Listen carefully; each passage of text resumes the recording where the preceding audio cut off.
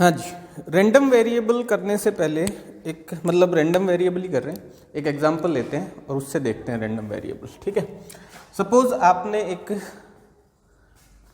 सिक्का उछाला, दो उछाल लिए मान लो। ठीक है, तो सैंपल स्पेस क्या होगा, उसमें हेड हेड आ सकता है, उसमें हेड टेल आ सकता है, उसमें टेल हेड आ सकता है और उसमें टेल टेल आ सकता है।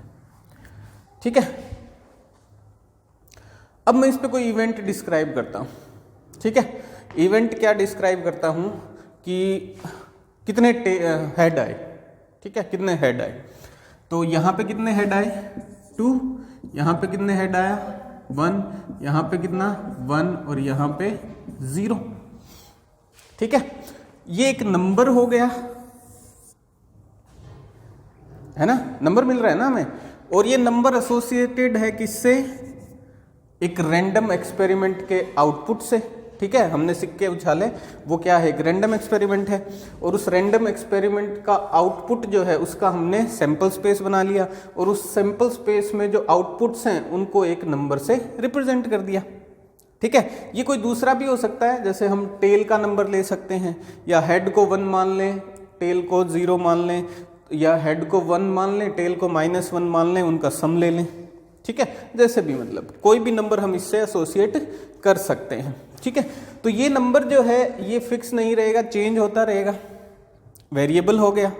ठीक है, और क्योंकि ये एक रैंडम एक्सपेरिमेंट से मिल रहा है ये नंबर हमें, तो हम इसको क्या बोल देंगे, रैंडम वेरिएबल। Got it. ठीक है, और ये यूनिक नहीं होगा, ये चेंज होता रहेगा। सपोज मैं क्या करूं इसमें कि सिर्फ, और ये तो मैंने हेड होने की पॉसिबिलिटी और ढूंढी इसमें यहाँ। ठीक है, हम इवेंट जो डिस्क्राइब कर रहे थे वो कितने हेड आएंगे वो डिस्क्राइब कर रहे थे हम। ठीक है, अगर मैं टेल डिस्क्राइब कर दूं, तो इवेंट ऐसा डिस्क्राइब करूं कि मुझे टेल चाहिए कितने हैं, तो यहाँ फिर 0 हो जाएगा, यहाँ 1 हो जाएगा, यहाँ 1 हो जाएगा, यहाँ 2 हो जाएगा, है ना, तो ये चेंज हो जाएगा। ठीक है, तो ये रैंडम वेरिएबल जो है, वेरिएबल इसको कह रहे हैं, वेरिएबल इसको यूं कह रहे हैं क्योंकि इसकी वैल्यू चेंज होती रहती है, और रैंडम एक्सपेरिमेंट के रिजल्ट से ये हमें मिल रहा है, तो ये रैंडम वेरिएबल। रैंडम वेरिएबल को हम हमेशा कैपिटल X से रिप्रेजेंट करेंगे। ठीक है, रैंडम वेरिएबल हमेशा किससे रिप्रेजेंट होगा, कैपिटल X से।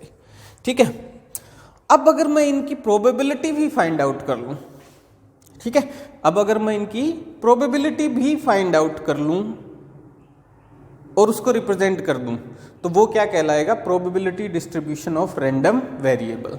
ठीक है, तो अब देखो ये 2 सिक्के उछाले, हमारे पास 4 आउटपुट आए, हर आउटपुट आने की प्रोबेबिलिटी क्या है 1/4, तो इसके आने की प्रोबेबिलिटी 1/4, इसके आने की भी 1/4, इसके भी 1/4 और इसकी भी 1/4।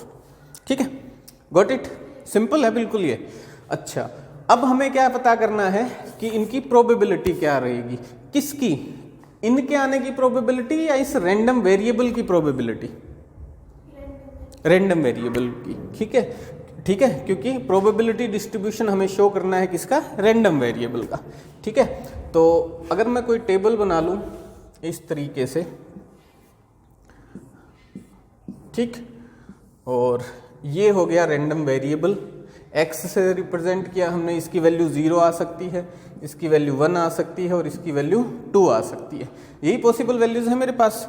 और अगर मैं इसका प्रोबेबिलिटी डिस्ट्रीब्यूशन भी लिख दूं, यानी ये 0 आने की प्रोबेबिलिटी, 1 आने की या 2 आने की, तो वो कैसे आएगी, देखो, probability of random variable x 0, जब रैंडम वेरिएबल x 0 है तो प्रोबेबिलिटी क्या है, तो 0 देखो कितनी बार आ रहा है, एक ही बार आ रहा है, यानी कि इसके कारण आ रहा है, तो प्रोबेबिलिटी 1/4 हो गई, तो ये हो गई 1/4।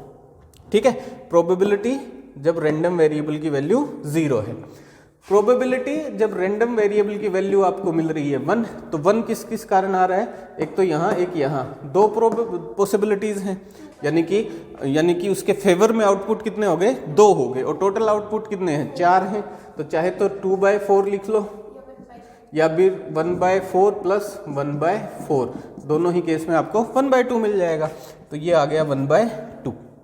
ठीक है, उसके बाद 2 आने की probability when random variable attains value 2, तो 2 कब आया है, एक ही बार आया है, तो वो प्रोबेबिलिटी 1/4। तो ये हो गया probability distribution of random variable x। ठीक है, दो चीजें हो गई। उसके बाद क्या करते हैं हम, इस प्रोबेबिलिटी डिस्ट्रीब्यूशन में एक वैल्यू प्रोवाइड करना चाहते हैं। इसको एक वैल्यू कैसे प्रोवाइड कर सकते हैं हम, स्टैटिस्टिक्स किया था, देखो 11th क्लास में किया था। ये क्या है, एनी आइडिया?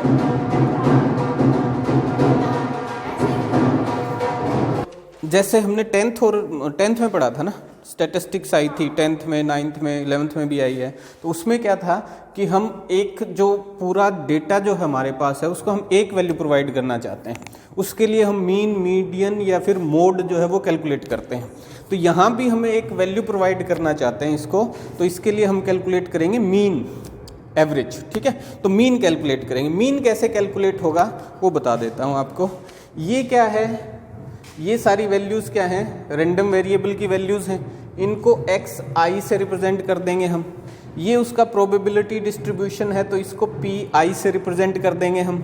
ठीक है, तो जो मीन होगा वो इस सिंबल से होगा, ये सिंबल है उसका, और सम कर देंगे इन सब का, i = 1 to n xi into pi। ठीक है, ये सम जो होगा ये मीन होगा आपका, ये सिंबल है उसका। i की वैल्यू 1 to n है, नेचुरल नंबर है कोई। ठीक है, तो ये हो जाएगा मीन। एक चीज़ और ध्यान रखना, समेशन ऑफ pi, ये जो प्रोबेबिलिटीज़ है ना, इन सब का समेशन i = 1 to n, ये भी आपको क्या मिलेगा, 1 मिलेगा। ठीक है, देखो इनको ऐड करके देख लो, 1/4 + 1/4 + 1/2, 1 मिलेगा। ठीक है, रैंडम वेरिएबल का हमने मीन फाइंड आउट किया। अब फाइंड आउट करेंगे वेरिएंस। वेरिएंस होता क्या है, कई बार क्या है, मीन तो एक वैल्यू आपको रिप्रेजेंट करके देता है उस रैंडम वेरिएबल के डिस्ट्रीब्यूशन की। वो वैल्यू जो है वो उसको पूरी तरीके से रिप्रेजेंट नहीं कर पाती। कारण क्या होता है कि उसमें रेंज में कितना डिफरेंस है, यानी लोवेस्ट वैल्यू से लेके हाईएस्ट वैल्यू तक रेंज जो है वो कितनी स्प्रेड है या उसमें कितना डिफरेंस है, उसका पता नहीं चल पाता। तो उसके लिए हम कैलकुलेट करते हैं वेरिएंस। ठीक है, यानी कि जो डेटा है ना उसकी वेरिएबिलिटी कितनी है, वो कितना स्कैटर्ड है, दूर दूर तक कितना है, उसका पता हमें चलता है वेरिएंस से।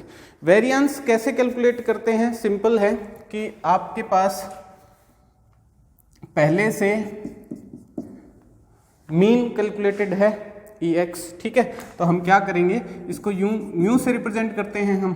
ठीक है, कैलकुलेट कैसे करते हैं, i = 1 to n xi into pi।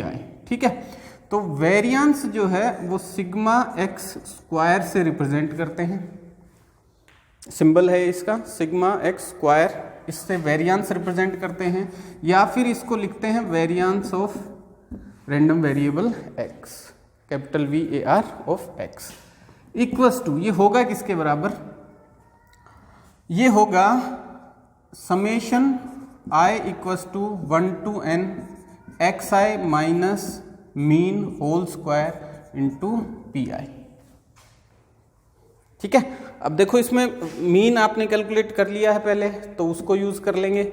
जो वैल्यूज हैं किसकी, रैंडम वेरिएबल की, उनमें से माइनस करके मीन, उसका स्क्वायर मल्टीप्लाई बाय उसकी प्रोबेबिलिटी। ठीक है, और इसको आप यूं भी लिख सकते हैं, ई लिखने का वो तो सिंबल का तरीका है, x - μ होल स्क्वायर। ठीक है, क्योंकि x का ई का जो वेरिएबल है, मीन में जो ये वेरिएबल हम शो कर रहे हैं, इसी का स्क्वायर करके और फिर pi से मल्टीप्लाई कर देंगे। ठीक है, और पहले माइनस करेंगे इसमें से क्या, मीन। ठीक है, तो ये तो हो गया वेरिएंस। अब अगर इसका रूट ले लेते हैं हम इस वैल्यू का, तो सिग्मा x जो है वो √ वेरिएंस ऑफ x, इसको बोलते हैं स्टैंडर्ड डेविएशन। क्या बोलेंगे, स्टैंडर्ड डेविएशन। ठीक है, और ये वैल्यू आ जाएगी √ sigma i = 1 to n xi minus μ whole square into pi। ठीक है, तो ये सीक्वेंस में है, मतलब एक दूसरे से जुड़े हुए हैं। मीन हमें फाइंड आउट करना पड़ेगा, मीन फाइंड आउट करने के बाद हम इसको कैलकुलेट कर सकते हैं। इसको कैलकुलेट करने का एक और तरीका भी यूज कर सकते हैं। एक तो ये हो गया, ठीक है, और एक और तरीका यूज कर सकते हैं, वो इसी से आएगा। देखो ये मिटा देता हूं। इसी को जब हम एक्सपेंड करेंगे ना, ये तो स्टैंडर्ड डेविएशन के लिए हो गया, मैं वेरिएंस के लिए लिखता हूँ। तो variance VAR of x equals to summation I equals to 1 to n xi minus mu whole square PI। ठीक है, इसको एक्सपेंड कर दो, एक्सपेंड कर सकते हैं ना हम इसको, summation I equals to 1 to n, और इसको एक्सपेंड करेंगे क्या आएगा, xi का square plus mu square minus 2 mu xi into PI, है ना। सिंपल मैथमेटिक्स करेंगे हम, और कुछ नहीं। Okay, summation I equals to 1 to n, इसको मल्टीप्लाई कर लेते हैं इनके साथ, और ये भी अप्लाई, समेशन ऑपरेटर जो है ये भी अप्लाई कर देते हैं। तो xi square into PI plus ये value mu square summation I equals to 1 to n PI, direct लिख दिया मैंने, पहले भी कर सकता था बट म्यू क्योंकि कांस्टेंट है उस पर तो इस ऑपरेटर का कोई असर नहीं पड़ना, तो मैंने इसको बाहर ले लिया। Minus 2 mu summation I equals to 1 to n xi into PI, ये वैल्यूज आ जाएंगी।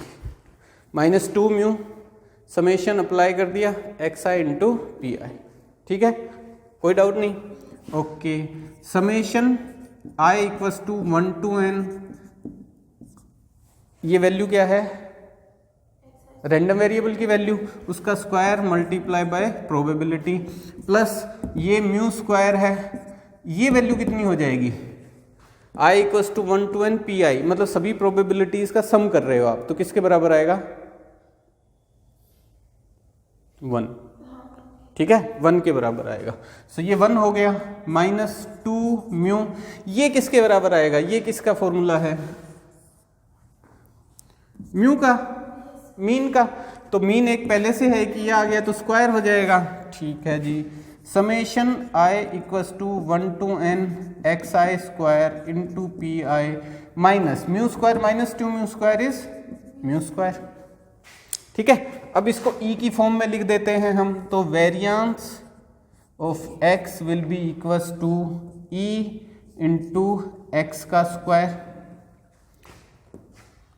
ठीक है, जो रैंडम वेरिएबल की वैल्यू है उसका square multiply PI minus EX और उसका स्क्वायर, ये क्या है, मीन फाइंड आउट कर लेंगे और उसका स्क्वायर कर देंगे, और मीन का फॉर्मूला हमें पता है क्या है, xi इंटू PI, ठीक है। तो इस तरीके से भी आप फाइंड आउट कर सकते हो वेरिएंस को, जो पिछला फॉर्मूला था उससे भी फाइंड आउट कर सकते हो। वेरिएंस है क्या, सिग्मा x का स्क्वायर, तो सिग्मा x का स्क्वायर, और रूट ले लोगे इसका तो क्या आ जाएगा आपके पास, स्टैंडर्ड डेविएशन।